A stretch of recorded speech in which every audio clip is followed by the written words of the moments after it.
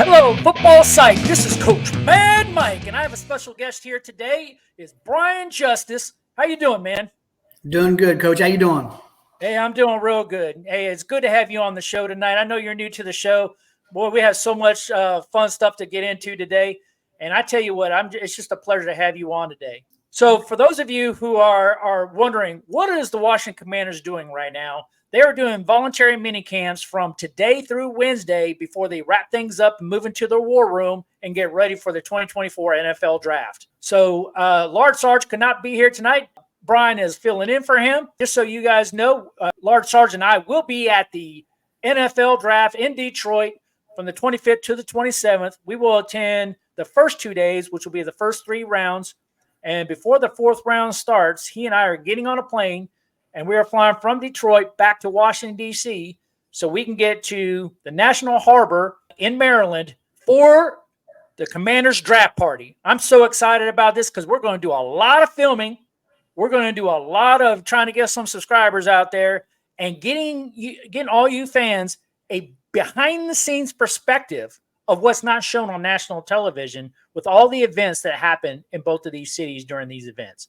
Sounds pretty cool. All right. So what I want to do is I want to make sure that Brian's here is pumped up. I need to be pumped up for the show. If you're watching, you probably need to get pumped up for the show. So here we go. A little bit of flashback into Redskins history. The Beltway legend in the playoffs next Sunday.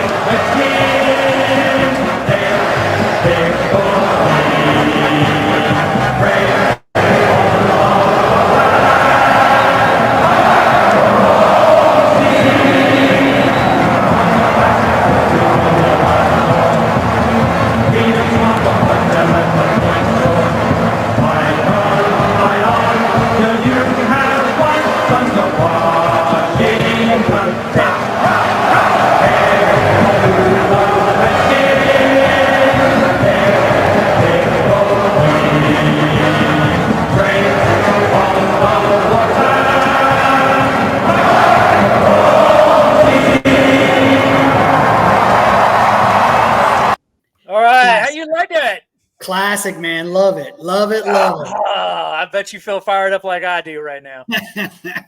Old Alfred Morris. Oh, yeah.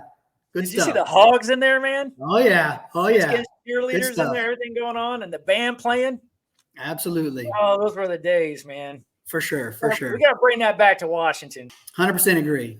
So in preparation for what's new coming along, I got this video I'd like to share with you too. This comes from the Commander's log. We're just going to watch the first couple clips of it just to kind of recap on where we're at in the new regime. Dan Quinn got right to work over the weekend, hiring Cliff Kingsbury as the next offensive coordinator in Washington. Cliff Kingsbury has agreed to a deal to become the Commanders' next offensive coordinator. We can confirm head coach Dan Quinn has selected Joe Witt Jr. to be the defensive coordinator. Witt and Quinn worked together in Dallas for the past 3 years, each time producing a top 5 defense in points allowed.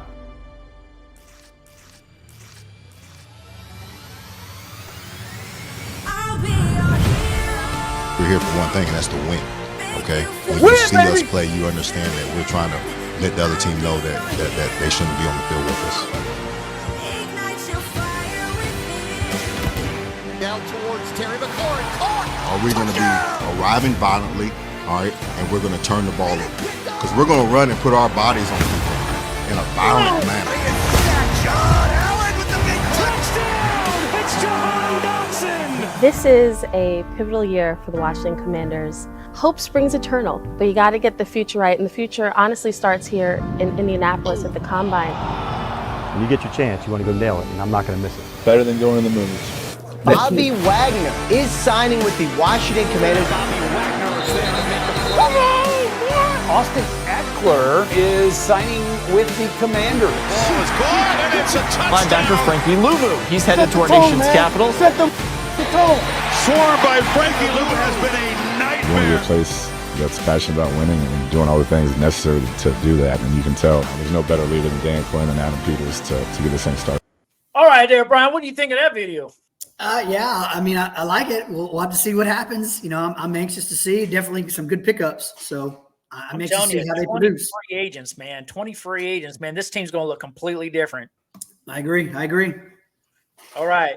So, but there has been a little drama this past week, and we're going to talk about it because I think the media is absolutely going crazy over a single emoji. Like a single emoji happened, and it's caused the entire sports world that has to be completely bored the week before the draft to make this as big of a story, as big of an outburst as it possibly has. And I'm going to show you some videos there. But this is what happened. If in case you guys want to know exactly what went on and how it all started. So Mike Florio of Football Talk, he bashed the Commanders for bringing in 4 quarterback prospects all at once in there instead of bringing them in individually. And you can see the quote that he said right there, questioning bringing 4 quarterback prospects in at the same time. Now, Jayden Daniels' agent, his name is Ron Butler. Ron Butler responded by giving that little thinking emoji.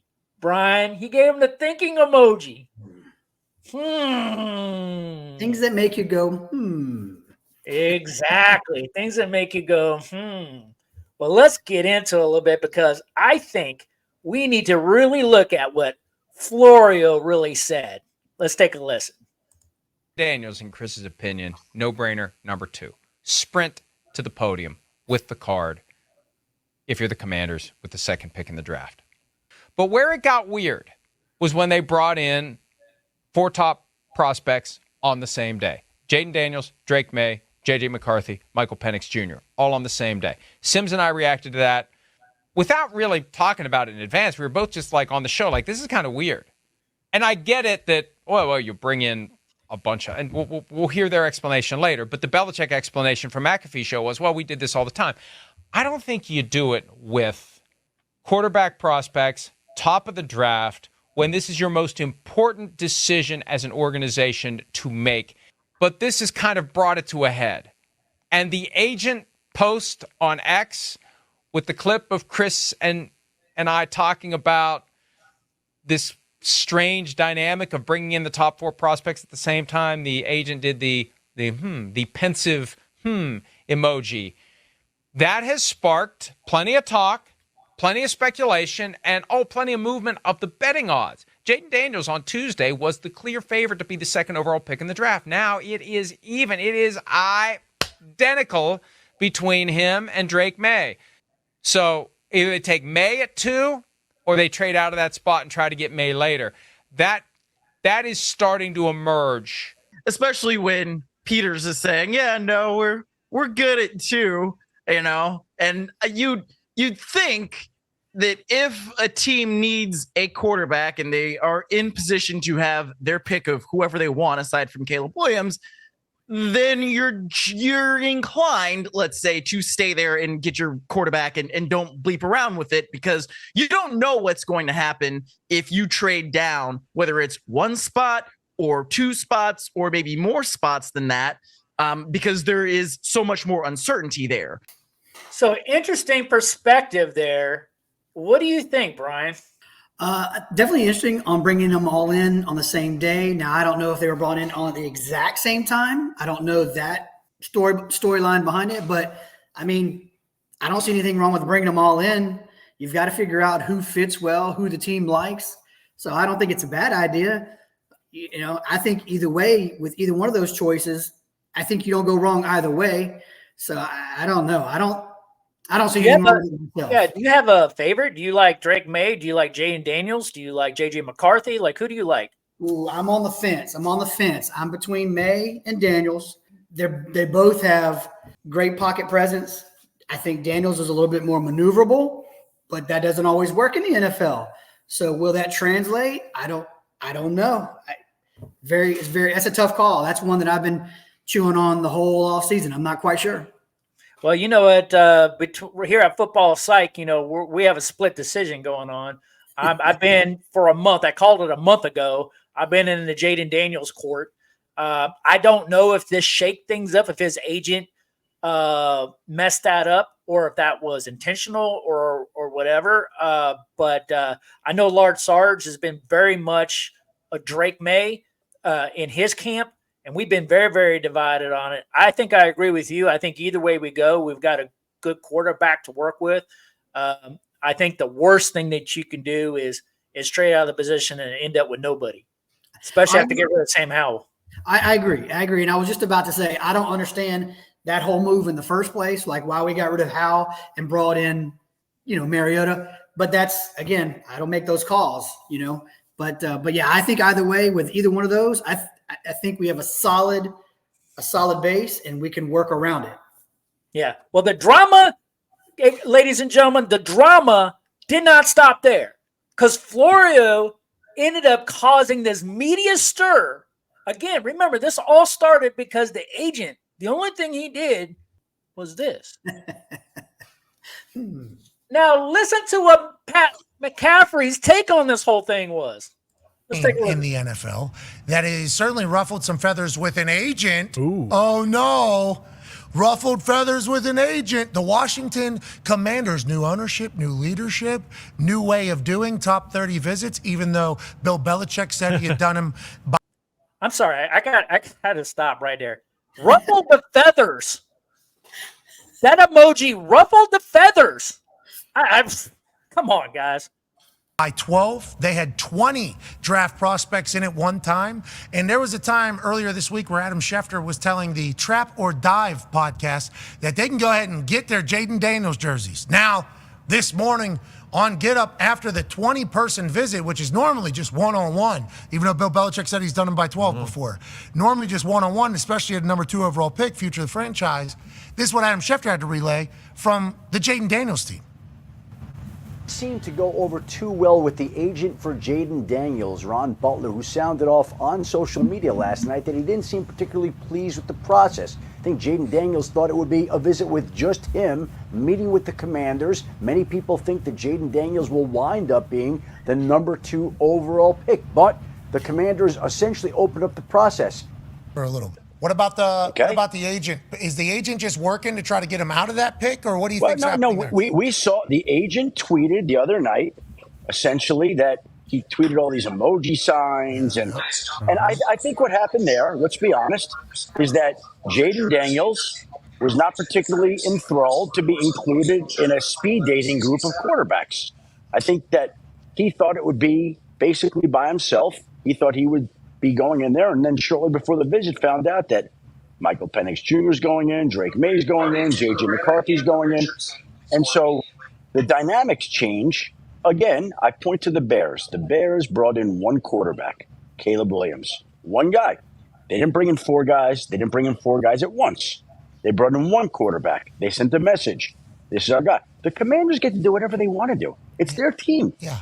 Who cares? Yeah, that's kind of that's kind of the angle that I think a lot of us, as soon as we saw the tweet that you saw, we're like, oh, shut up, dude. Like, but by the way, the Commanders had the 2nd pick. They don't have the 1st pick. So now we all expect that Caleb Williams is going 1, but he still hasn't. So you have to act as if anything could still happen. And this is our draft process. Sorry you don't like it. Because Bill Belichick said he's brought in 12 guys at one time before. Adam Peters worked for Belichick back in 2003, I think. So it's not like abnormal, I guess, but I never heard of it before this particular situation. I think that the Giants, again, just as an example, many teams bring in many players at a group on one day. The Giants had all 3 elite wide receivers, Marvin Harrison Jr., Rome Odunze, and Malik Neighbors all on the same day.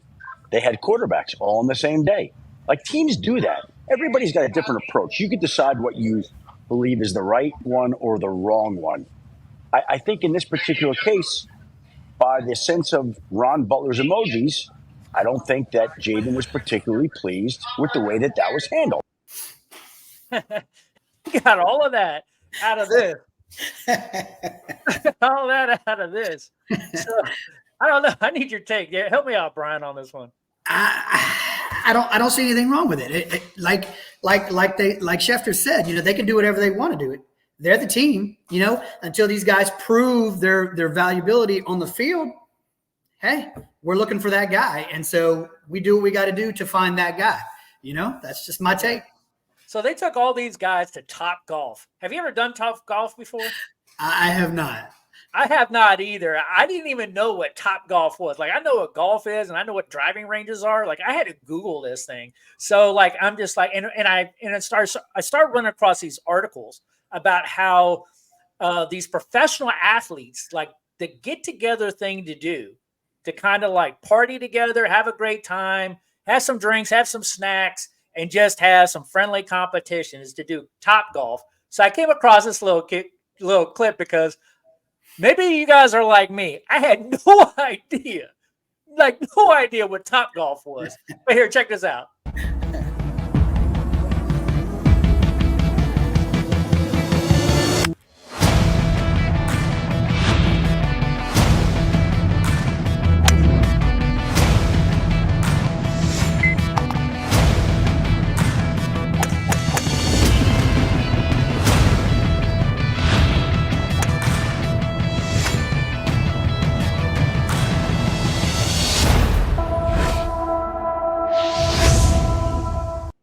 Okay, what do you think about that? I don't know. I've never done Top Golf, but it looks kind of cool. I've never done it. I don't think it's a bad idea. A good icebreaker. Keeps it kind of casual. You kind of find out about somebody. You know what I mean? So I don't think it's a bad idea.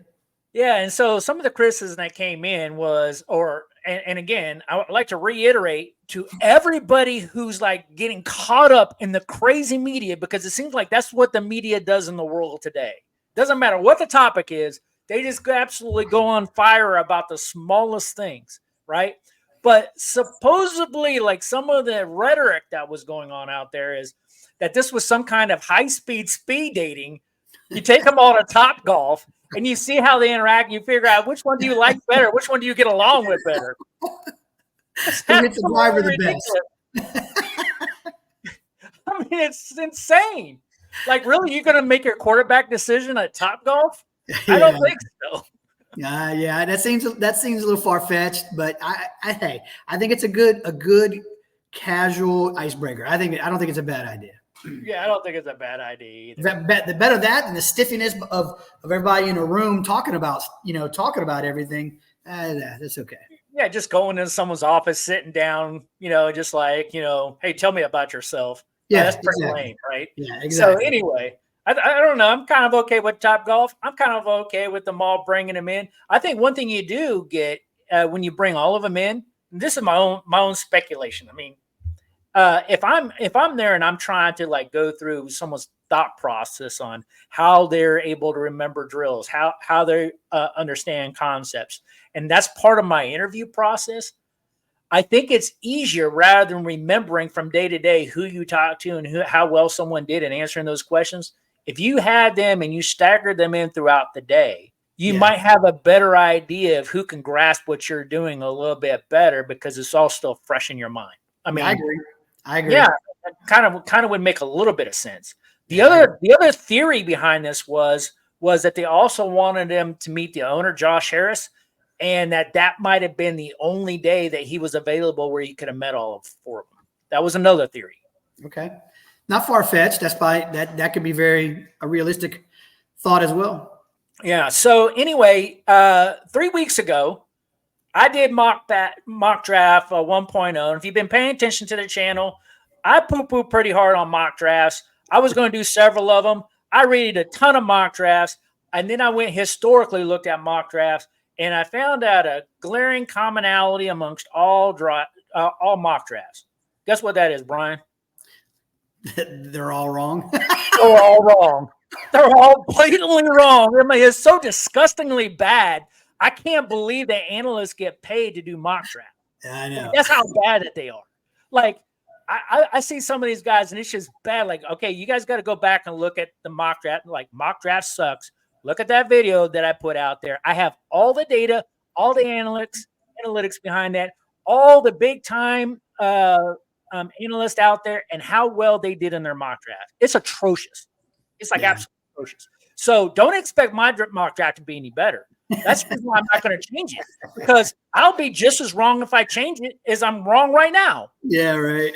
Right? So, like, I put this up here more for a discussion thing, because one of the things that the Commanders said, and Adam Peters says, is he's going to stay at number 2. And people didn't know if that was real or not. But I have a clip on that. Of course I do. So let's listen to Adam Peters in his own words. One Associated Press. Adam, are you still considering trading down, or have you guys decided to use that number 2 pick? We feel great about staying at number 2. I don't see a whole lot of scenarios where we trade down, to be honest with you. Yeah, we feel great about sticking there. So that's what he had to say. Now, not a whole lot of scenarios can still leave the gate open that if someone gives him an absolutely ridiculous offer that he can't turn down, that he would take it. But he sounds pretty confident he's ready to stay there. Yeah. It'd have to be a Herschel Walker deal in order to move from this position, I think. You know what I mean? The Herschel Walker deal from the Cowboys way back when. But other than that, no way. We give up like an entire draft class to get him. Exactly. There's no way. No way. Yeah. I mean, we need a quarterback. Exactly. I mean, and so you get to this, like the last time we were at number 2, we took Chase Young, and he's not even on the team now. So I think this time around we go QB the whole way. 100%. We 100%. I mean, we got rid of what I felt was a very good option, and so now we got to bring somebody in. Somebody's got to fill that void, and Mariota is not going to do it. He's already proven that. So we got to do it with somebody. So I want to kind of go over this mock draft a little bit more, not from the positions of who I pick so much, but I want to talk a little bit about scenarios because there's been a lot of discussion and there's a lot of things we can do. And one of the scenarios, which we'll talk to in a little bit, is the possibility of the Washington Commanders moving back up into the first round. So the things to pay attention to, for those of you who are diehard Redskins or newcomer Commander fans, right? Because anybody who's a true Commanders fan really is a Redskin fan, right? So if you've been kind of trying to pay attention to what's going to happen, we're going to probably see a move in the top 5 for a team to move up to take a quarterback. And if we think quarterbacks are going 1, 2, 3, NFL history could be made. If someone moves up into the number 4 spot with the Arizona Cardinals, like I have on here, the Minnesota Vikings, to take a quarterback in J.J. McCarthy, because there's never been a time in NFL history where quarterbacks have gone 1 through 4. And then the big argument is because it's an extremely strong offensive tackle class, and everybody wants somebody to protect the blind side of their quarterback, right?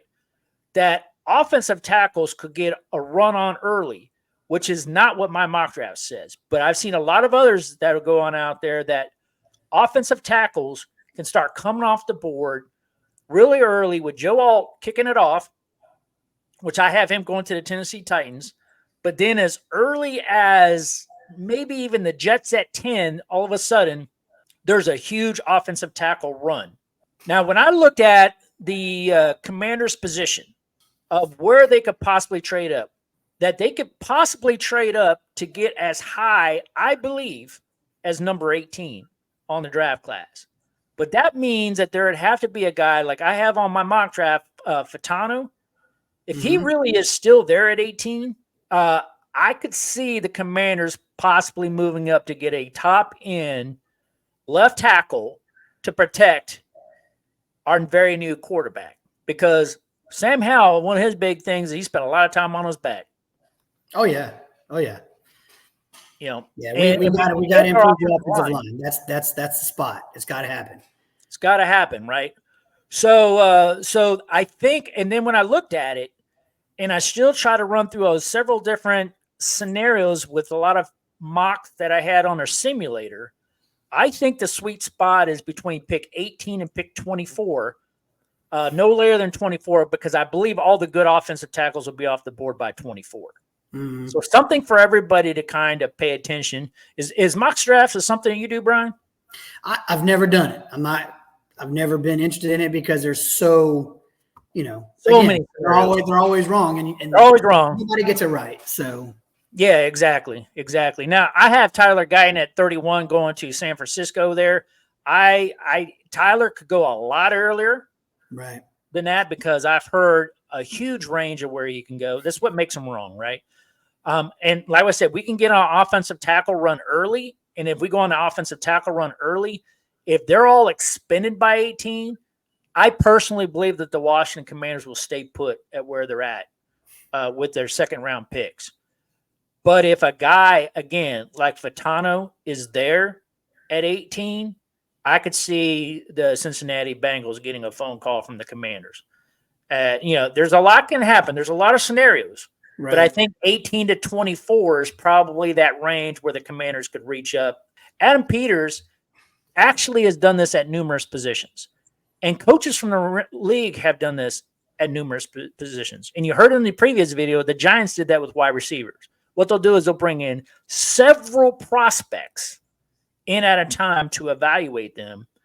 So their scouting department and their coaching staff can actually evaluate them almost side by side, or at least be able to interview them and all the information's fresh in their head to kind of help them make that decision.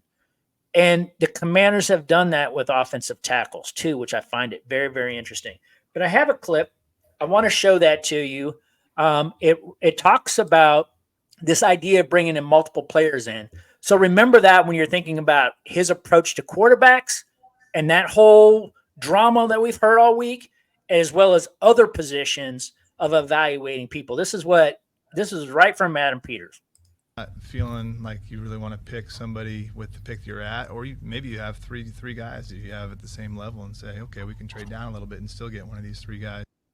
So that is something very, very different. I mean, it's a short clip. I mean, he had a whole lot more to say, but he kind of touched a lot of different topics. So there wasn't a lot to show there.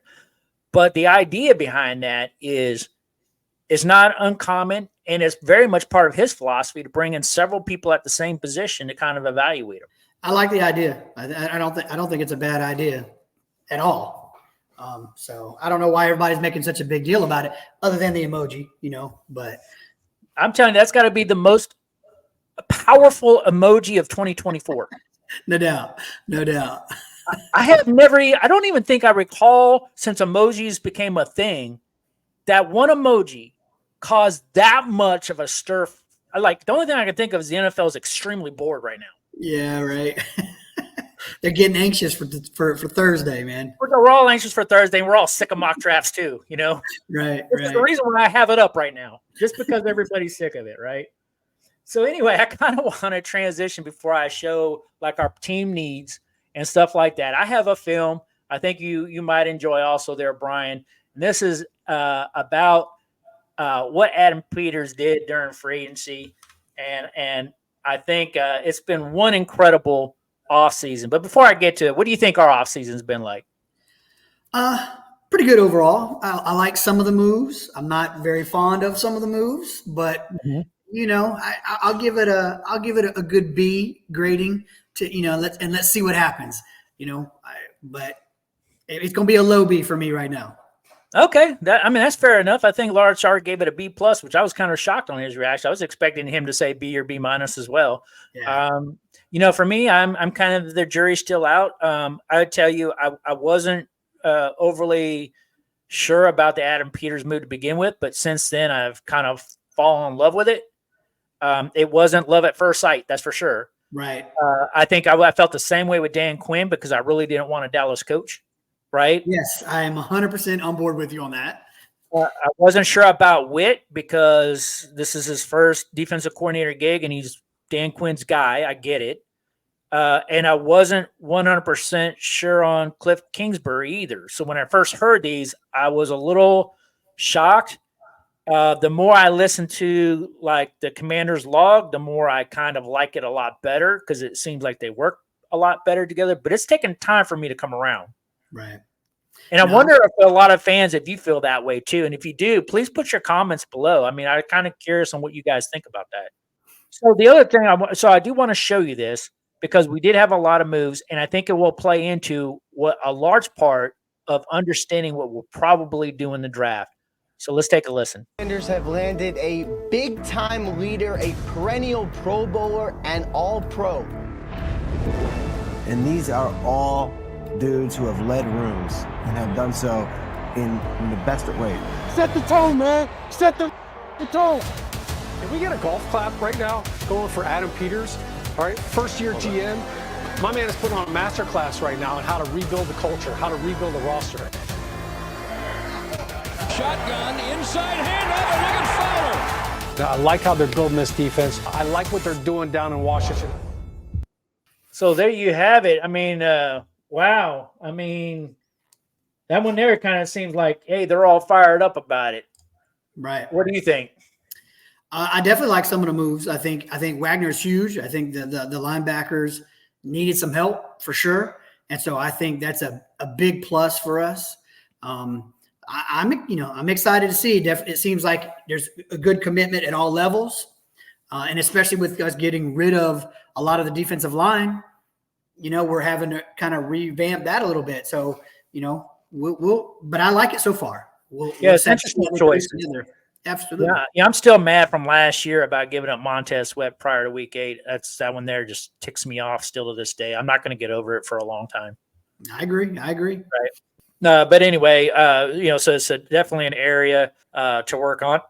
One of the things I didn't understand about Ron Rivera, I said this in a previous video, is I don't understand how a guy who played linebacker in the NFL kind of neglected linebackers during his tenure here. So to see that we rebuilt that, I think is a positive sign, right? Oh, 100%. 100%.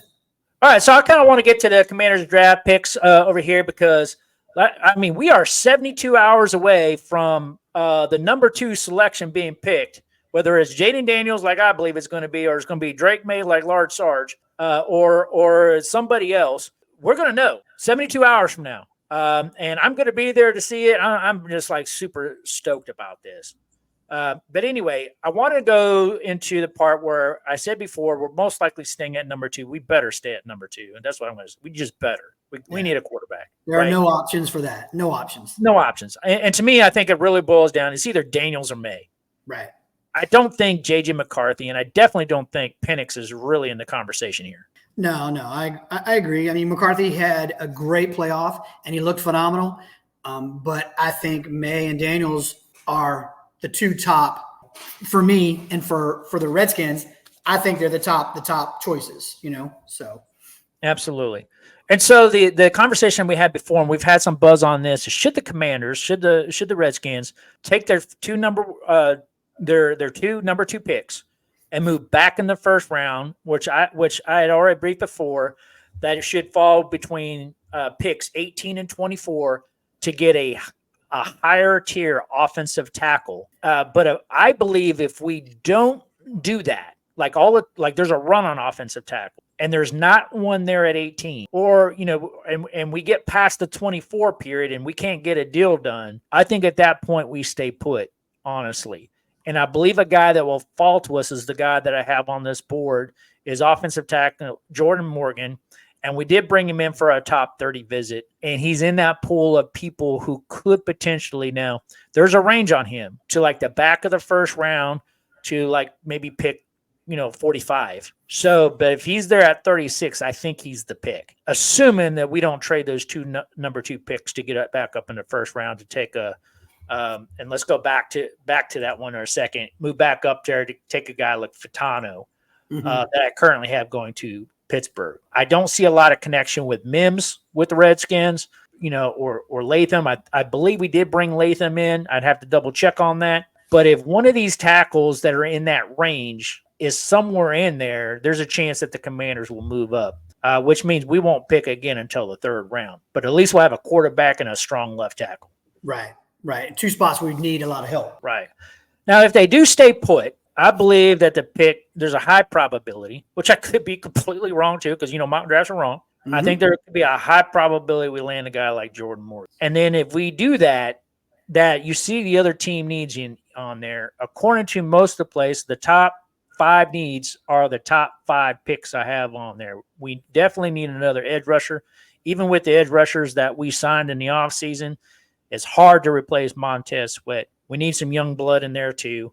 I think early on, my guess is here in round 2, assuming we don't trade the pick out, or maybe that first pick in the 3rd round, if we do, we need another edge rusher to add in it. I'm also not warm and fuzzy. I don't know what your take's on it, but Emmanuel Forbes, as our rookie, who was a first-round draft pick last year, got smoked continuously throughout the season. Like, he was embarrassed on so many plays that he needs a sophomore resurgence and find himself out there.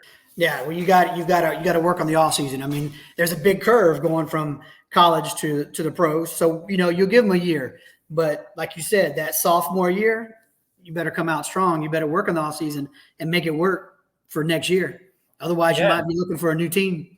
Get with those vets who've been around the league for a while and work out with them. Learn those techniques, get those drills down. Learn how to use your hips. Learn how to use that top-rated speed that you have, because he's fast. He's super fast. He just needs to know how to use it and be in the right position when he needs to.